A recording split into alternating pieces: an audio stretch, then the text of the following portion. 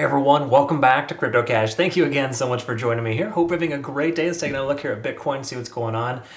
Pretty quick and easy way to understand it. This is a holiday weekend, 3-day weekend. It's notorious for the weekends to be low volume. Holiday weekends are even worse. So just be prepared for not a lot of good price action here. It's probably in your best interest to, if you're going to consider a trade, just consider a short, just based on it's natural for holiday weekends to be slow bleed out to the downside. More specifically on Monday, generally when the holidays fall in the US here, you will see more of a sell-off on that day. Not necessarily always followed by a green day, but potentially followed by a green day. So I think the more consistent thing here is that sideways and down would probably be the likely consideration here. We also haven't broken this descending trend yet. And if you look at the HOGO cloud, again, we're waiting for confirmation above the cloud, which puts us somewhere in the range of 59,300 at the very least. And I would more so rather wait until Tuesday, as crazy as that sounds, or maybe even Monday evening, just before Asian markets open, and kind of see where we're at from there. It's generally best to kind of avoid trading the weekends. Future reference, I did post a little insight on that too, if you're curious. That's on my Twitter, Telegram, or Discord. All right, and let's go and jump into the backend data, kind of see what's going on. Let's go and refresh our liquidation.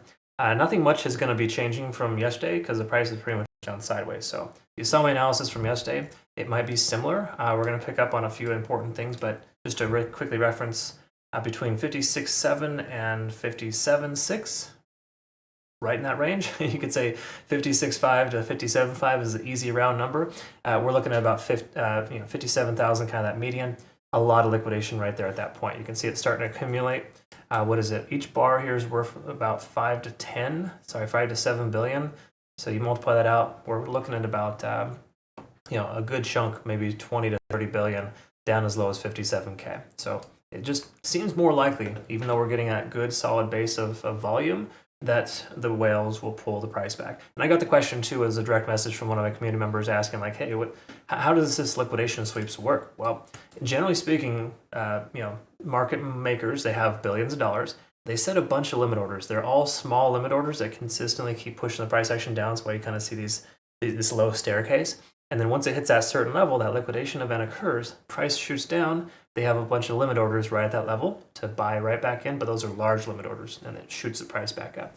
So that's exactly why you see garbage like this, where the price comes down and then just right back as if it never happened, because they took a bunch of profit at the downside, bought low, and they're going to sell high. Okay, it's the inverse, of course, in the other direction, but that's what you want to look for. That's why we look at liquidation levels too. So 57K plus or minus a few hundred is that next area of consideration. Okay, so just keep that in mind. We've also got triple doji candles here. I don't even know what that means. That's how crappy the market has been lately. Because usually you see double doji and the price action will recover.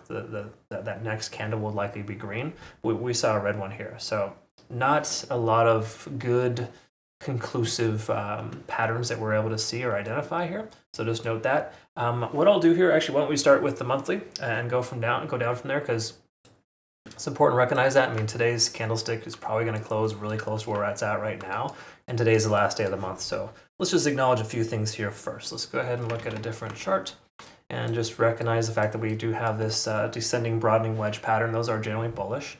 We obviously need to retest 68,000 at the very least next month to be able to have a chance of breaking that. Okay, so what we're going to be looking for next month would be a bullish engulfing candle. We would want to close somewhere above 65K next month to have any legs to stand on. Now, in its history, the month of September is generally red. It's kind of one of the more statistically likely months to pull back. So I'm not expecting we're going to see amazing things next month. We may even see this fair value gap fully filled. A majority of it has been filled if you count the candle wicks. So there's that. But if we do take a look at some moving averages here, we're still above them, kind of natural stuff here. So believe it or not, we're still on the bullish side of things. It sounds kind of weird and feels odd to say, but that's kind of the case. Having said that, everything's pulling back as per usual. That's what happens when you get 6 months worth of kind of trash, I guess you could say. And then if you do take a look here as well at the MACD, we're seeing that divergence. So a lot of reasons why the price is still more likely to pull back. Okay, taking a look at the weekly, roughly a similar scenario here. We're under the 20-day SMA now. We barely closed above last week, but this week has been pretty trash. Sorry I keep using that word, but it really has been difficult to trade. I mean, the market is just way, way different. Ever since big money got involved, it's been a chop city. So If you like chopped salad, maybe this is a good fit for you. But I prefer smooth, continuous movements, which you don't always get, right? Having said that, we are still testing this area of 50 on the RSI. It's neither bullish nor bearish. I would say the weekly time frame is kind of giving us a lot of indifference. So I would say the key takeaways were above the important moving averages, while being under the 20 is good to recognize that we have a momentum shift in place. We've spent majority of our time under the 20-day SMA in the last 3 or 4 months. It's still important to recognize that the overall trend is still bullish, but once again, the short to midterm trend here, roughly last 6 months, has been fairly bearish to neutral, okay? Which is odd, but it's just, no matter how you look at it, it's a range of 55K upwards of 75K. Those are extremely round numbers, but that's roughly what we're looking at, okay? So daily time frame. Where are we at here? What are we looking for? Well, let's quickly understand and recognize that we are underneath every single moving average. That's generally construed as a bearish sign.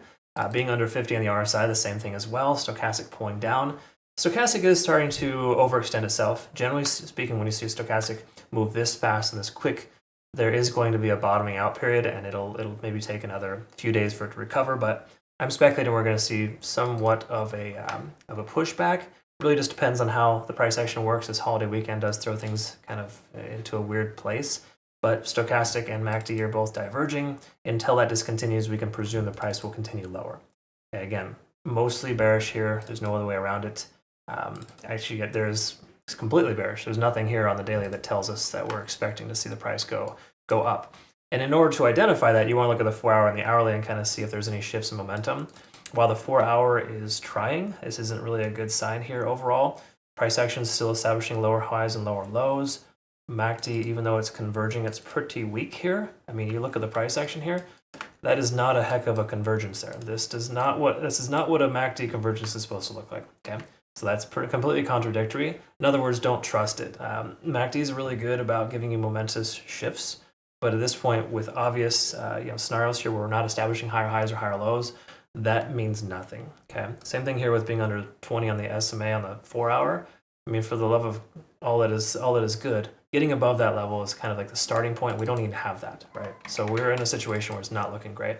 And just very last, to kind of round this out here for you too, Ichimoku Cloud, this is what I was looking for. If you look at our CME gap here, of course, that's a little bit further higher.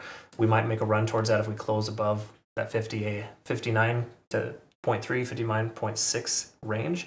Again, that's this little guy here. So if we can get in this area of 59.3 or higher, candlestick closure at that level, that's what we're looking for. So when I sent out my playout chart, if you're not familiar and you don't know what to look for, when I send out those little X's on the charts, this is more so what I'm looking for. I want to get confirmation above that level before I can confidently take a long.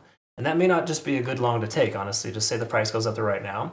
There could be a lot of other contributing factors that may not be positive. So again, this is generally what we're looking for confirmation. So me personally, if, again, it'll be probably further over here, but if sometime on Tuesday, we get a candlestick closure at 59.3, that would be a case in point where I'd consider a long, I'd reevaluate and see if it's worth taking entry. Okay. Between now and then, honestly, even getting confirmation on a weekend means very little. So I would much rather, err on the side of caution and just say, don't trade this weekend. If you're going to do anything, shorts seem to be in play. As you can see, the market is red. I don't think it's too late to consider a short. I think in general, that's just kind of like the consensus. But again, a lot of altcoins are going to give you confirmation that there's no long position, but there's also a lot of conflicting factors that are telling us that don't take a short either. So really just make sure you watch it close if you're going to short, but you are going to have more success going down than up at this point. There's no other way around it. I hope that makes sense. Thanks again so much for watching. Appreciate everything that you should do for me. Hitting the like button, more important, commenting below, and just helping getting us in front of more people. I thank you so much. Look forward to seeing the next one. Have a great rest of your day.